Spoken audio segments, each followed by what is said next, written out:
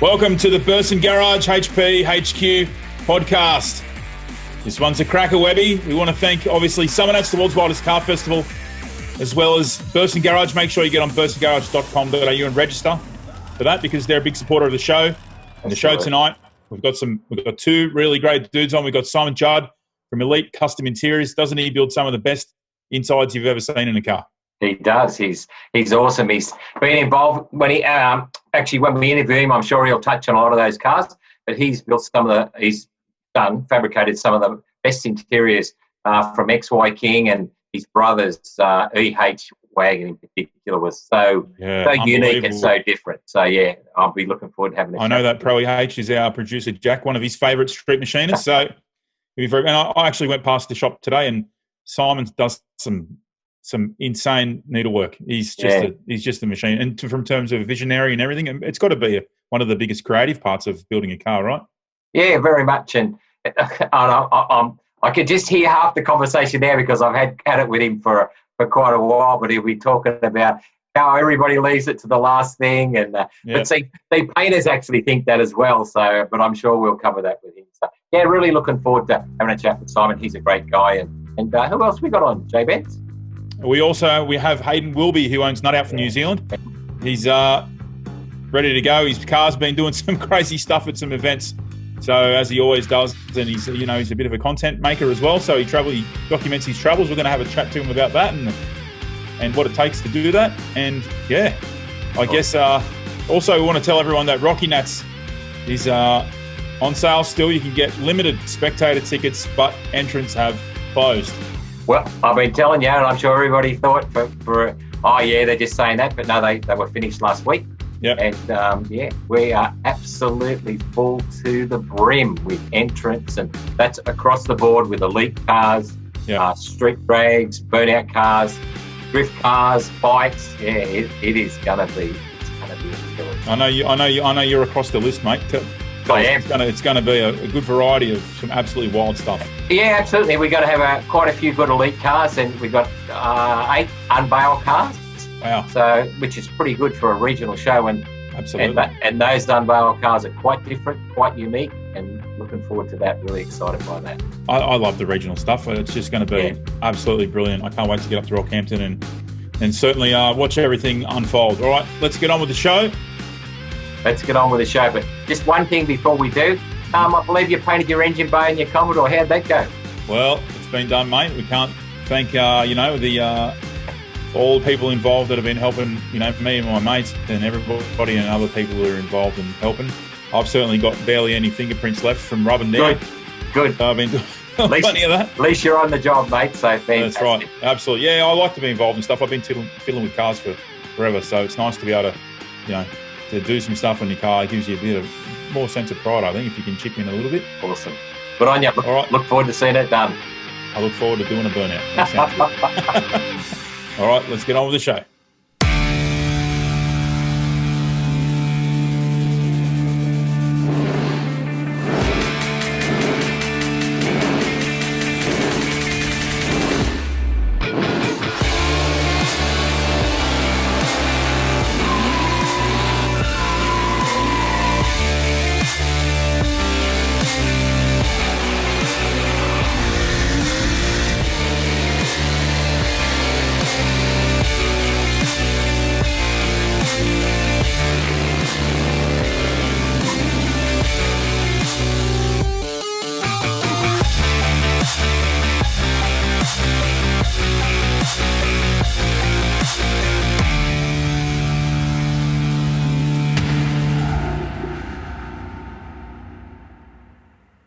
Burson Auto Parts are the best people in the business, with over 190 stores Australia-wide and over 850 delivery vehicles to get the parts you need to you. You can expect expert service and advice from the most experienced parts people in the game.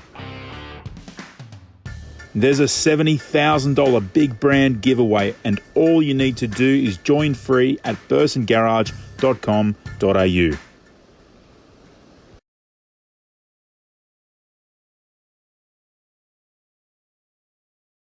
All right, here with Hayden Wilby. What's happening, mate? Oh, not much, brother. Not much. Just getting ready for another little 3-day lockdown. So, good to have some time off, I guess. Yeah, why not? Good cars to clean and fix. Plenty to do, no doubt. Obviously, for people watching who might not know, Hayden's from New Zealand and he drives the Commodore NUTOUT. That's obviously recently, just had a new setup. I'd love to hear about that, mate. You want to tell us all about it? Yeah, I guess so. About 5 months ago, at an event, that we actually we were like the grand champion of the event, and I thought the car was going fine. It was hauling ass, and it turns out not so good. We'd bent a couple rods, so we pulled the motor and had a bit of a rebuild. But what we did this time is we stepped up to a 6-litre. So we're running a 6-litre, and we did it properly this time. Last time we ran completely stock internals with a few goodies here and there. This time we've put forward rods and pistons and all that kind of stuff in there as well. So we obviously want to, build it for the boost and build it for the charger, So, and pretty much I got the car back on literally 10 hours before I was due to load the car and head. And when I say 10 hours, it was like 9 o'clock at night. I was on the ferry sailing sort of 8 o'clock the next morning. So I didn't even go pick it up with the trailer. I was like, I've got to drive this thing before I take it to an event. So I literally just went to the to Lama and picked the car up and drove it home. So and then loaded on the trailer and we headed off down south. And we've pretty much been on the road for the last 3 weeks with the car at events every weekend. So it's been awesome. Yeah, I've been watching your socials, mate. You've been pretty busy with the car. I did see mate, that I've had 5 months with no car, so it's it's good. You want to get out and drive it, So absolutely, mate. So what's the difference? Are you really impressed with it? You got a bit more power, a bit more torque, no doubt. Yeah. Oh, definitely. Huge amount more torque, more power. Yeah. And it's as I say, we're still sort of. It goes back to, it hasn't even been to the tuner yet at the moment. So the engine builder set it all up. They did a soft tune on it just to get me going. It's not booked to go into the tuner until the 1st of March. So then we're really going to sort of wind it up. So at the moment, she's running a pretty soft tune, and but it's animal. It's animal. So it's just, it's so different from my last motor, and it's one of those cars you've got to sort of be there and hear it real, because it's just so aggro, full steam on the burnout pad. You can't capture the sound and the feeling of the car through videos and whatnot, So. Yeah, absolutely. I really can't wait till I see it in person, mate, because it was wild last time, and I've no doubt now with a bit more grunt and a bit more of a solid bottom end, you're going to send it pretty hard, and we'll really hear this thing and see it. Talking about seeing it though, and it makes me laugh that you say it's a soft tune. There was definitely not a soft burnout, because the back of that car was crisping up. Well, that's the problem, because we're running quite a fat tune at the moment. Mm-hmm. So we put heaps of fuel into it, because we want to be safe. So, there was quite a bit of built-up rubber and shit all over the pad, and very easy for it to ignite when you're on and off the gas, and got the big pipes, 4-inch pipes out the back. So it's just probably spitting a bit of fuel out there, and we probably went a bit long on fire, and I guess a stupid thing on my behalf is I used to run some guard protectors that I used to bolt to my inner guards, and they'd wrap underneath my my fiberglass side skirts. Now I just take the side skirts off now, so they don't get destroyed. But what I didn't do was fill in the 2 holes that I used to bolt them to, and so those bolted to the inner guards and right up behind the back seat. So we're on, we had some big tire fire happening for 30 or 40 seconds, and that was long enough for a little bit of flame to come through the tiny bolt hole and set the back seat on fire. So it was a bit scary, to be honest, but it's just definitely a good wake-up call that, we have to take responsibility to make sure our cars are safe, and to take to these events and all that kind of stuff. Stuff like that as cruising is never going to pick up and say, oh, shit, is there, a tiny bolt hole behind your seat that's going to catch on fire? No, it's up to us to make sure our cars are safe. Yeah, what I've sort of said to a lot of the guys here, we're not actually... we're not governed by any sort of motorsport association, rally cars, circuit racing, they're all under so Motorsport New Zealand, whereas we don't have that for burnouts, so there's no sort of rules or regulations of building cars, burnout cars, So as I say, it falls on us to make sure that we keep those cars safe and do things properly. And don't, I could have lost my car on a weekend just because of a stupid, couple little bolt holes that I should have filled in when I removed what was there. So and bit of a wake up call, that's for sure. Yeah, it's interesting because a lot of people think that a lot of people, I think, when they see the flames, they think maybe the driver means that, like it's like part of the party trick, but it's really a part that you probably, I mean, I'm no doubt at some point, some cars it probably is, but the main thing is, I guess, for you, it's a risk to your safety and really it's a cost because you got to replace those burnt stuff now. Well, my car's it's got a candy paint job, so that whole arse end is fried now, and I'm not looking forward to going and seeing my panel beater spray painter because it's not, with the candy paint, it's not an easy patch up. It'll be a whole back half repaint. Yeah. So we won't worry about that till later on in the year. Maybe we're going to get, because this will probably happen again. Because say we're running a fat tune, so possibility that'll catch on fire again. So we'll wait till later on in the year. I like the till we get all the bugs. Once we get all the bugs and everything sorted out, then we'll sort. Yeah, it is what it is. Yeah, it's all an evolution, I guess. But it's good to see the car. When you take the car to events, I always look at your socials and stuff, and the car's always mint. So I know you're not going to just get a little quick, just touch it up here and there. It's not. You don't treat it like you really treat it with respect and keep it looking pristine all the time. Oh, and it's once again, it's a tough thing with burnouts because I guess the grassroots burnouts and all that kind of stuff, where it's just you can get a hack, welded diff and go out and have some fun, But then if you want to grow your sport, if you're passionate about your sport, you want to grow the event, you want more people coming to the event, you want promoters wanting to have your car at the event. So you need to take a little bit of pride. And it's not hard to, give it a wash, keep it clean, get the tires. It depends on what are you going to have fun? Are you taking it seriously as a sport? But I always try and make sure, when the car turns up, it's looking very presentable. And it all comes back to the, with the socials and all that kind of stuff. So when they see it, and then they see it in real life, they want it to look how it gleams in the photos and videos, So, well, I think in terms of burnout cars, your car's up there. A lot of people see it as a halo burnout car. It's right. People love the look and the style you've done with the car, and it's got all the right trickery to look like a burnout master's car. So I think people really appreciate those cars looking, fabulous. Yeah, well, and I definitely notice it. Like I get a lot of people always ask me to come to their events and stuff like that because we, when you're a bit more professional about things, it's just burnouts is a tough one in New Zealand. It's kind of not. It's nowhere near the level that Australia's at. So you kind of burnouts. That's what kids do around the streets or something like that. So. But there's no different from a burnout car, a burnout driver to a drag racer or a drift racer. It's entertainment motorsport as far as it's, as far as our community sees it, and it's slowly moving that way where people are starting to understand and respect that, in the outside of, burnout, our community. I guess, yes. So I can see there's a lot of events. I saw a bit of a calendar. So there's quite a lot of events going on in New Zealand. Well, two things I want to ask is, are you excited for that? And, obviously you're attending, but what are you seeing in the burnout scene that people have been building their cars during this period last year? And there's a lot more.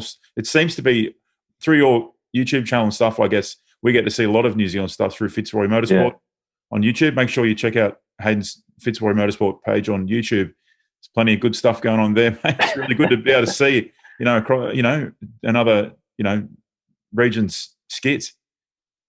Well, listen, let's say the last 3 weeks have been on the road. We've been all the way down the South Island and we've been to the top of the North Island, come home and we've been back to the top of the North Island, So there is, it's great that, the one that we were just at where we caught on fire was, there was 10K in prize money. Yeah. So for me, that I felt like that's the most cash that's ever been given away in a burnout comp in New Zealand. So this is for guys that are, right into the scene. We love seeing this because it means that if someone's willing to put up prize money like that, they can obviously see that, our scene's growing. And when I go to the last 3 weeks, the 3 different events I've been to, Foreign Roaders, Muscle Car Madness, and the Mary 10K comp, so many different cars, so many new cars that I'm like, oh, where did this come from? Because it's just like, they just starting to pop up now, and people, they're not, not just, listen, I've got nothing against, just getting a shitter and going and doing a burnout comp or whatever like that. Because that's so much fun as well. It is. Don't get me wrong. And when we have a club day or something like that, I got, have more fun, doing 10 sets of tyres on a VT man than, a couple on mine, because it's just, you can just jump in and drive it all day. All you have to do is put gas in it. Well, I'll probably top up the water. But, I'm very impressed with some of the cars that I'm seeing all around the country and the effort. And some of the ones I'm like, where are these cars coming from, So it's good, and so you see the colour that I put up, those are only events that I've committed to so far. There's a whole heap more coming up, Awesome. And so I've just seen that there's a couple of sort of big ones looking down south towards the end of the year. Once again, putting a big prize money, and I also see they're looking at bringing some Aussie cars over for it. So, as I say, awesome. When I was 3 weeks ago down in Christchurch for Muscle Car Madness, probably one of the biggest crowds in New Zealand for burnouts, and these people they don't go to burnout comps, but it's the highlight of the whole event. The burnout comp is the highlight for this 4-day event, and it's just crazy amount of people, and they love it. They're sitting there all day through the hot sun to see these burnouts and see the type of cars, because that's the thing with a burnout car. You can go wild, like I could put everything under my bonnet and I could have more horsepower by keeping it all under the bonnet. But the thing with burnouts is people want to see these outrageous looking cars with big, engines coming out of the motors. It's they look like especially cartoon cars, especially kids and stuff like that. When kids come and see your car and they see this engine sticking out over the roof, they're just blown away. Absolutely wild, yeah. And what I have noticed as well, all these younger ones coming up in the burnout scene, because the more they see it on YouTube, Facebook, and all that kind of stuff, go to comps, real life. Yeah. So you see them banging stuff, together in the backyard with the old man and coming to comps with, entry level cars, and those are the ones that'll be, 3, 4, 5 years time, be building cars, hopefully to, pro levels. Absolutely, and I think people, I know you're a pretty humble bloke, but no doubt, you're a pioneer in this, I guess, in a sense too, because the way you're sort of keeping it, the car so clean all the time, and you keep it at that top level. I dare say you're probably inspiring a few people, mate. With especially with media as well, like along the back of it. I guess that's the thing. Showcasing the journey. No way am I sort of pioneering or anything like that, because there's so many before me, and that I've. But you're continuing. There's so many other cars that I'm seeing and I look at, and that's where I've. But I probably spend a bit more time because I put it all over social media, for everyone to see. Yeah. Where there's all these other guys that might just keep their cars in the garage, come up to comps, they're not worried about all that kind of stuff. Whereas I'm sort of trying to highlight, like I get to travel around the country doing some cool shit, So I was just like, listen, I'm going to pick up the camera. We're going to start making vlogs. We're going to start and just showcase all this stuff, and hopefully it brings it to a better light, and people realize, as I say, that burnouts are not just what, idiots are doing around the streets at after hours, all that kind of leaving marks everywhere. There's actually a professional side to it. 100%. That's I think that's what I mean by saying that, I guess in a sense, you're inspiring and carrying this sort of, this level, and people no doubt over there, everywhere are trying to achieve this. And the fact that you see that there's more burnout cars and more these cars come out of the woodworks, it's only for the better of the sport. So what's the most thing you're looking forward to in 2021? Is there an event that you really want to go and win that's not sort of fun and games that you want to try and? To be honest, as much as, I love winning shit and all that kind of stuff, I don't actually go out to go, fuck, I'm going to win this comp, or I'm going to win this, Yeah. Because people don't often remember the winners. They remember the one that puts on the biggest show for the crowd, They'll come away from an event. Like I was out, the Miri 10K comp, I was out after the first round because I just smoked, I caught the car on fire. I didn't get tyres off or nothing, but I'd see the videos that just gone viral everywhere. That's people, all my socials are blowing up, and that's cool. But there's there's a big new event coming towards the end of the year. It's in September. It's called AutoFest. Mm-hmm. It's not a new event, but they've just moved. They're moving down where I am, so probably 2 hours away from me. Yeah, and it's going to be huge. 2 days of just camping, skid row, burnout comp, track racing, drifting, and that's pretty cool. But there's another event coming up called Aussie Assault, which I took out last year. I was actually the Aussie Ace, which is like the grand champion or whatever, where I broke my motor. So keen to go back to this one and try and back it up, I guess, because not break the motor, no doubt. Not break the motor, but you're around.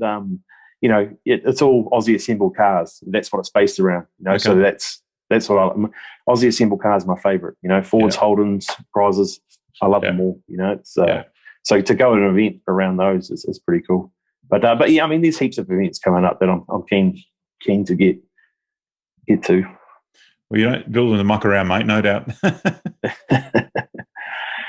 But yeah, I mean, what are we up to? We're actually, so next week we're heading to Rotorua for a thing called Holden Addiction Nationals. Yeah. So more of just a car show, to be honest, but that's the good thing about my car is that I can take it to sort of anywhere and fit in, I can go to a car show, I can go to a Burnout comp, I can go to a just any sort of any automotive event. I'm into it. I'm into it. It's awesome, mate, and we love watching it. So make sure you check out Fitzroy Motorsport on YouTube, on Facebook, because Hayden, you document everything so well, mate. And if people want to watch, if people from Australia and if New Zealand, I guess you want to watch, get on there and support the channel and stuff, because it's great to see opening the eyes to all that sort of stuff, mate. Thanks for coming on. Really appreciate your time. No, sweet, bro. Always good to chat. No worries. Look forward to. I mean, I'd love to see you at Simon Judd 34. Who knows what's going to happen? Listen, we so want to be at Simon Judd 34. We've got a couple cars lined up that are just so keen to get to Simon Judd. They're even like, listen, we're not going to do any events this year so that we can save enough coin to take our cars to Simon Judd 34. But it's just so hard to commit to anything at the moment. What's going on in the world? So, but yeah, we've got some pretty cool cars being built over here that want to come for that Aussie experience, So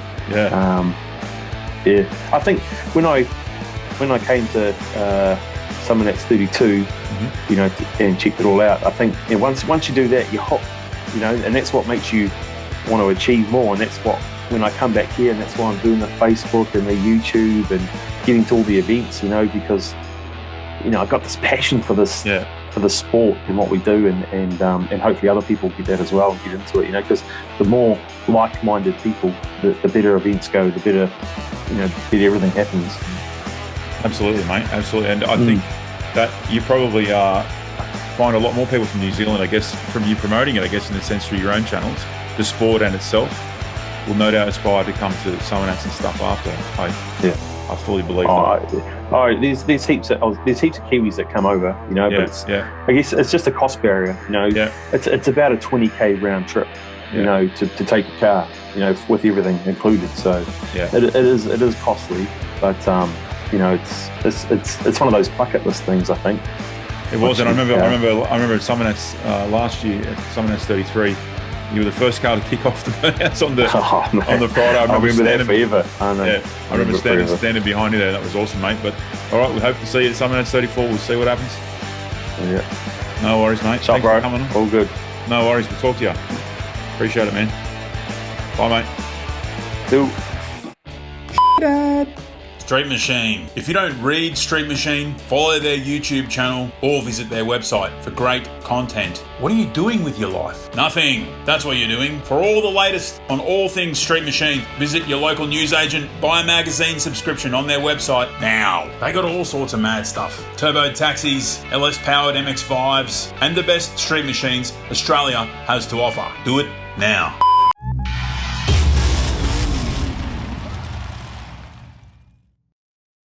All right, when it comes to cars, one of the most important parts of the car is the insides of it. And Simon Judd here, we've got him here today. He's one of the best in the country at doing his job and making cars look, certainly doing that, that part that's really important. How important is the Weber? I mean, I should be asking you guys. You guys are the judges. You guys are the judges. Obviously interiors are really, look, as obviously we judge cars over body and paint, engine bay and engineering, undercarriage, and interior trim or interior. And it is a really important part, and it's, as I'm sure Simon will allude to here, it's often the last thing done. So trimmers are a very frustrated bunch of people. Is that correct, Simon? Oh, 100%. Yeah, I think it's the end of the build when everyone's run out of money, and we've got to try and accommodate that somehow. But I feel it is very important, because you see a lot of people see a car they like. First thing they do is they walk up and they look inside.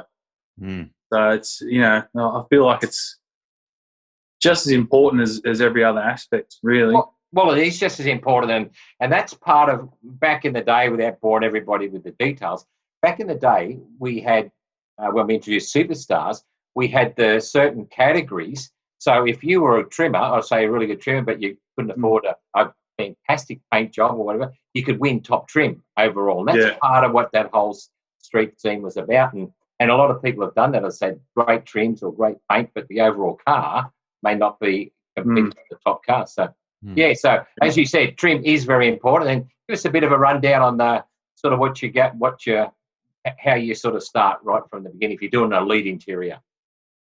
Well, probably the main thing is to be involved from probably the start of the build. So you want to get together with everyone who's working on the car and work out, what they want to achieve with the car and with the interior, in that as well. But because if you get a car that's fully built and then it comes to you for interior and you need to start, welding tabs in or drilling holes and things like that, it's always a bit risky. So you want to do most of your fabrication work before the car's even painted.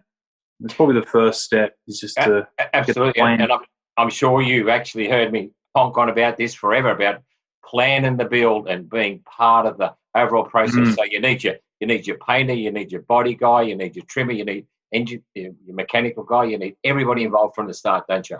Oh, 100%, yeah. And I've done plenty of cars where they've been built and then it comes to me afterwards, and it's just nerve-wracking. There masking up everything and making sure you don't, scratch anything, but you do your best. But, yeah, I'd rather be doing fabrication when a car's in primer. Well, that's what I was going to say. So ideally, if you're doing an interior on or any car, but an elite build, you'd actually want to be fabricating floors or trims or whatever part of that car in primer, wouldn't you? Yeah, for sure. Yeah, because like I said before, if you need to make some brackets or weld something in or whatever, you can do that. It's no hassles. I want to just ask you a question, Simon, about how you got into trimming and where it sort of started for you and how it evolved to where it is to where it's at now. I suppose I've just grown up with cars my whole life. Dad's a mechanic, my oldest brother's a mechanic, my other brother's a panel beater, and my interest growing up has always been cars and art. So I sort of found a way I can combine the two, and started trimming. Just went to a trim shop in 2001. I started. Wow. Started my apprenticeship there, doing mainly brand new cars, just in like leather upgrades, which is good because I got to learn how to sew pretty quick and work with leather and other materials. And then went to a custom shop after that for a few years, about 4 years, and then started my own in about 2007 with another guy, a mate of mine, and from that we just started striving to try and get the cars that we liked the most, and finally got there. Just started to work on some pretty cool cars, and I imagine it's a surely the skill level has got to be really varied, because you could be working with fiberglass or leather or fabric or rubber or all sorts of stuff, I guess. Steel, MDF. Steel, that's right. Yeah, sure. And especially in the last few years, a lot of the fabrication's really amped up, and people are spending more money on their interiors now and considering it a bigger part of the build. And even with judging and that, it does play a big part, and you need the interior to sort of finish that car off, and the ones with good interiors usually score pretty well. Yeah. But you're working with so many different materials, and you got to learn how to use them all, and it takes a bit of time and practice, and So Simon, if somebody come to you and said they actually two parts of this question: do most people know what they want, or do people come to you and they're looking for inspiration or something that got in your head? I get both. I get some people come in who they just want exactly what they want. But usually I try and, it depends on the car. I look at something and everyone's got their own personal taste and what they think looks good. But if someone's pretty adamant they want a certain style or whatever, I'll work towards that. But on the other hand, I do get a lot of people coming in and saying, look, I'm happy for you to do free reign. Just tell me what you think and go from there, and I'll run over ideas. I always, draw pictures up and share my ideas and tell them which way we're going and if they like it or not, because I could come out with something crazy and they'll be like, no, we're not doing that. So, Yeah, right. I'm sure the times have moved on a bit since the days when there was fish tanks and PlayStations and all that sort of stuff. Yeah, did a bit of that back in the day. It's like the goldfish keeps dying. How do you reckon you keep exactly? Yeah, no, I don't know about that one. So, like, you've done a lot of great cars, and what's some of the listeners here? What's some of your favourite cars you've done? Favourite car? Well, the two probably biggest ones is XY King. That was a pretty big one. It's that was done in 2016.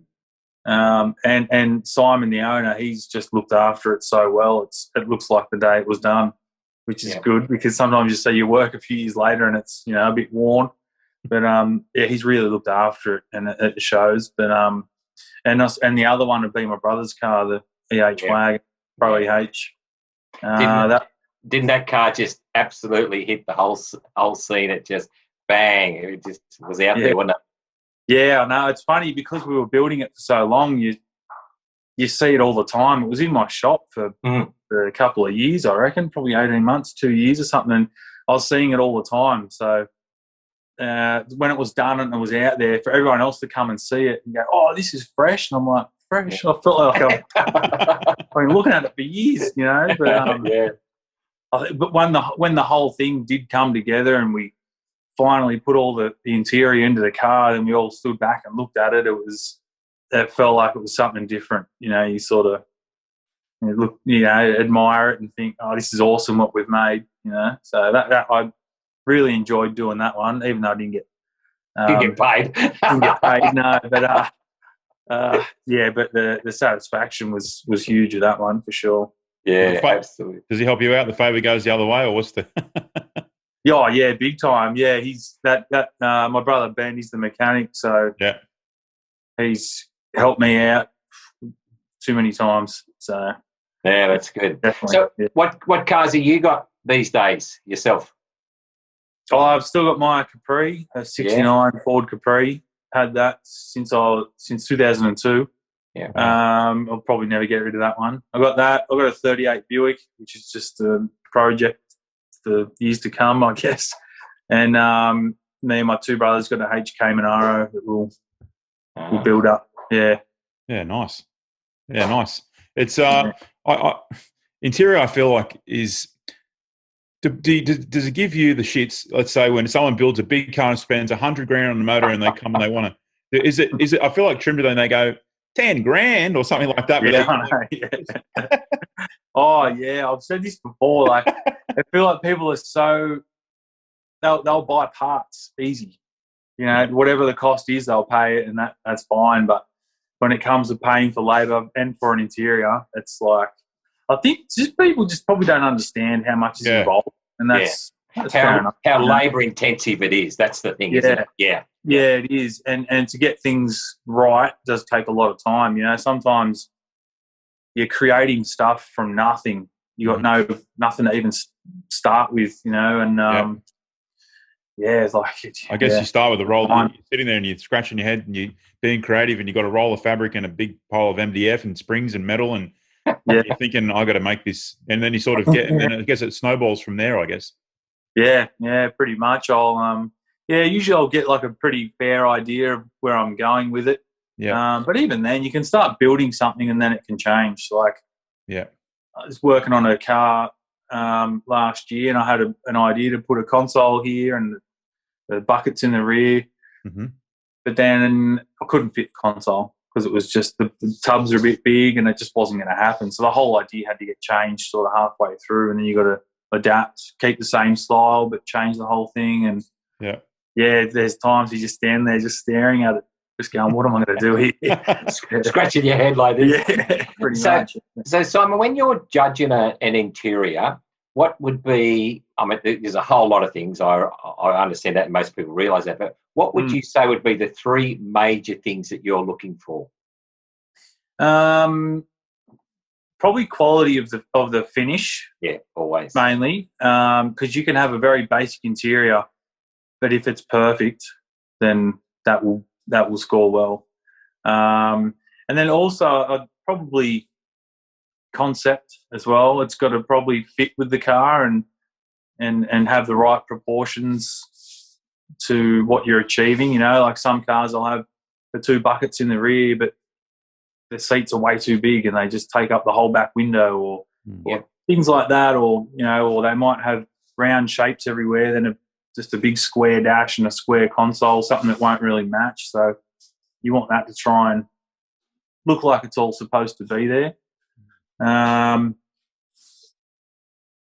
I suppose material choice as well can be a big thing, because that could probably, you choose the wrong materials, it can really let a car down. But I suppose just that three, really. Yeah, look, there's always a lot of things going, and no different to paint. When you look at it, there's a whole lot of different things as well. But one thing I noticed with interiors in particular, it can be a great car and even a great interior, and just something so simple like the seats, the stitching in the seats don't line up from the front to the back. That just absolutely grates on me. I'm guessing it probably does you as well. Yeah, it does. And something that's pretty simple can often get misplaced somehow. Yeah. Yeah, something like that. And that's one of the first things you'll notice. If the flutes don't line up, you're staring right at it. So it's pretty hurts the eyes. Yeah. What do you think about trends and stuff? Like, obviously we're in a different time now than we were 5 years ago. Does interiors move that fast? And and the next question would be is what's been your favourite era of interior work to work in? Is it now, or is it I probably feel like it is now, just because of technology and things like that, how we can use that to our advantage in 3D scanning and modelling and nice, making little components, which before you'd spend days trying to make something, but now you could probably get someone like Aiden to draw it up for me and have it printed out. 3D print it, yeah. So I do like that part. But then in saying that, like back in like the auto salon days, we were doing trims on everything. It was just wild, just doing crazy stuff all the time, and that was pretty fun at the time. It was good. You look back now, I think, well, you wouldn't be doing that now, but for the time, it was pretty cool. I'd say now, I mean, the current trends are pretty nice, and like I said before, the interior game is sort of picking up, and we've got a lot of really good trimmers in Australia, and it's starting to show, which is good. That's interesting you say that, because I actually don't think we're actually running out of really good painters, especially young painters these days, and because of the whole apprenticeship system, how it's fallen apart and TAFE and that. But so where are the good trimmers coming from, the young guys? Well, I suppose I say that because of social media, really, you get to see their work, whereas I suppose before you didn't really get to see them. Like, there's guys out there who can do really good work, but they probably don't have the opportunity to work on a big car. So that you'll see little snippets of their work on their Instagram or something, and you think they're really good. But probably haven't had a big car to work on yet. Yeah, nice. Interesting. Yeah, the social media does give us a lot more access to the everyday people, no doubt, and trimmers. Whereas back in the days, you'd probably have to have your car featured in a magazine. We could argue that there was forums and stuff, but if you're not really into that niche, usually they were pretty segmented. You were in your Holden forum or your Ford forum, and you wouldn't generally veer out of that a lot of the time.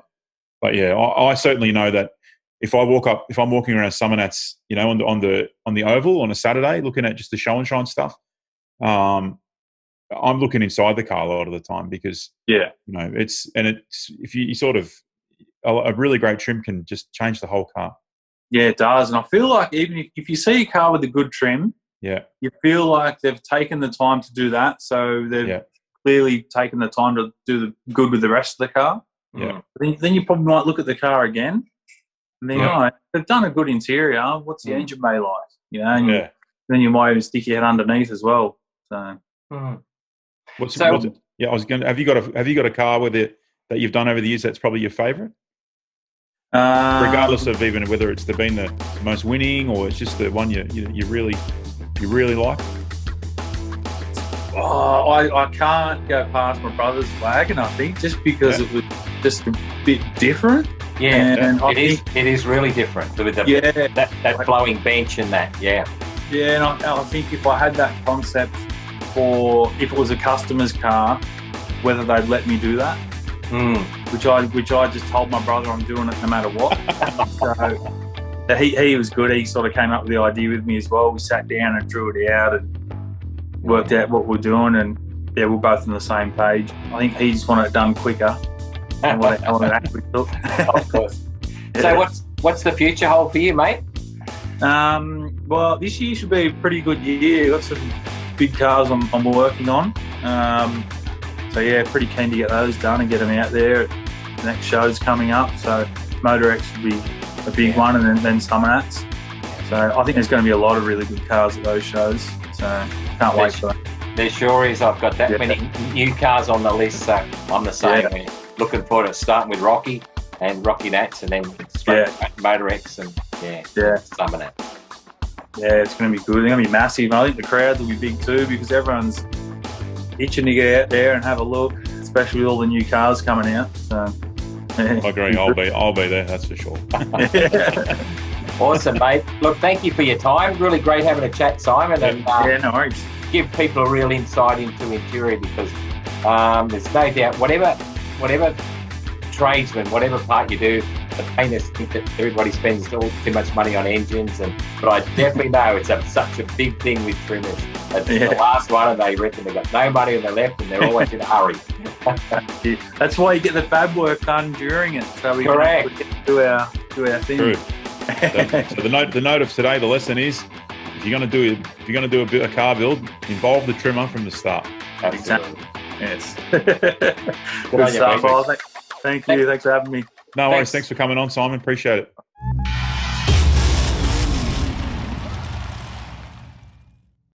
All right, we're back. What a great chat with Simon. He's such an interesting dude. He's done, he does so much with these cars. Like, it's the piece of the car that you always look at the outside and what do you do next? And like I said, I knew we'd be touching on it. Everybody leaves it to the last minute.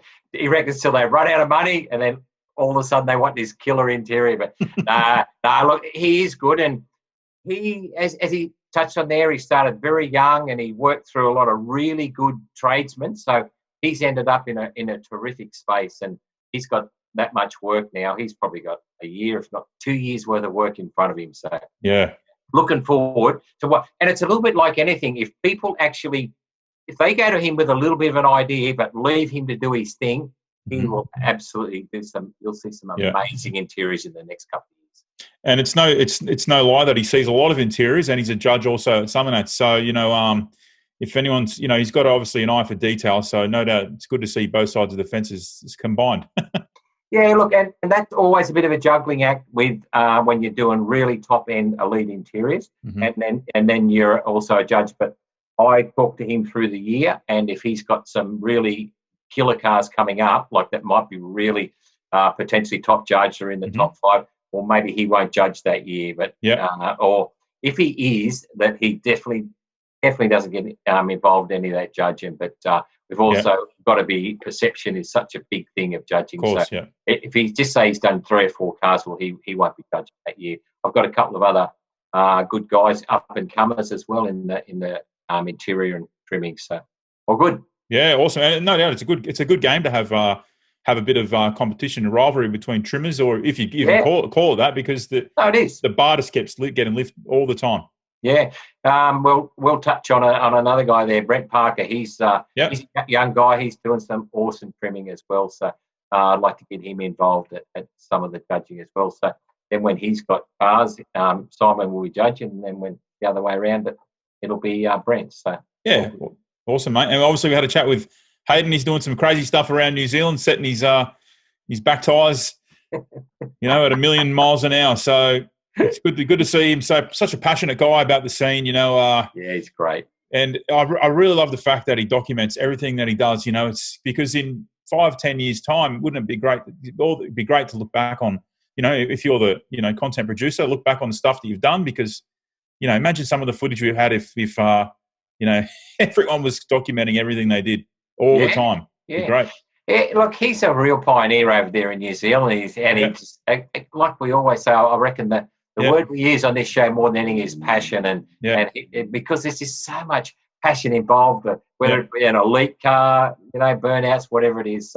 He's got it in spades, hasn't he? I did actually say that. I did actually say to him in the interview, Webby, because I know you were having a little nap there for a bit, but I said to him that he was a pioneer in the sense that I meant that. I mean that in terms of, he's really bringing that burnout flavour, with the big motor sticking out, and he's also documenting from a content point of view. He's a real. I hope to see him as a real big player in the burnout scene as time goes on, because he's got the passion. That's for sure. Yeah, he has. Yeah, great guy. Awesome. But talking about burnouts, we're going to see Burnout soon at Rocky Nuts. What we want to say is that there's some limited spectator tickets on sale still. Entrants are full. What we do have some entrance spaces for are motorbikes. So shout out to, Valentino Rossi, Wayne Gardner, or, Mick Doohan. If you want to come along and enter your bike, you're more than welcome. Bring it along. Whatever you want to do, bring your bike. So there's some bike entries. So if you're interested in bringing your bike, I mean, how much fun do the guys have on bikes at Red Centre Nat, sorry? Oh, yeah, absolutely unreal. And part of that is a show and shine. I'll actually have some of the bikes in the Elite Pavilion, and then there's the Thunder Run on the Sunday. So, yeah, believe me, it's going to be and the street cruising as well. Yeah, and the cruise. Because some of the bikes could be really wild, I guess. And whatever you got, we want to see it there. The Rocky Nuts last year didn't happen, but it's just been waiting, and it's going to be great because what happens at Red Centre Nats, we're going to see, if not that, the same sort of style stuff at Rockhampton with its own flavour. Every event's got its own vibe, right? Yeah, and this is, as I was just saying, we're looking at maps, and it's all down along the river, and beautiful. It's unbelievable. You wait till you see it. It's in them, and the street drags are right in the main CBD area, and it's just going to be unbelievable. I'll be there right in the mix, mate. Yeah, I know. So will I when I'm not working. That's right. Perfect, mate. All right. That's the end of the show. We want to thank again Burson Garage. Don't forget to go to bursongarage.com.au. They've got a $70,000 big brand giveaway. So if you go there and sign up, not only do you get all their special offers, you're also in the running for the $70,000 big brand giveaway. I'm in the running. I'm not sure I'll be allowed to win, but he's in there too. Me too, look. Could you imagine if one of us won? Yeah. We'd re-raffle it out. All right. Yeah. Thanks for enjoying the show. We appreciate your time. We'll see you next Tuesday. Awesome. Thanks, mate. See you guys. See ya. Bye.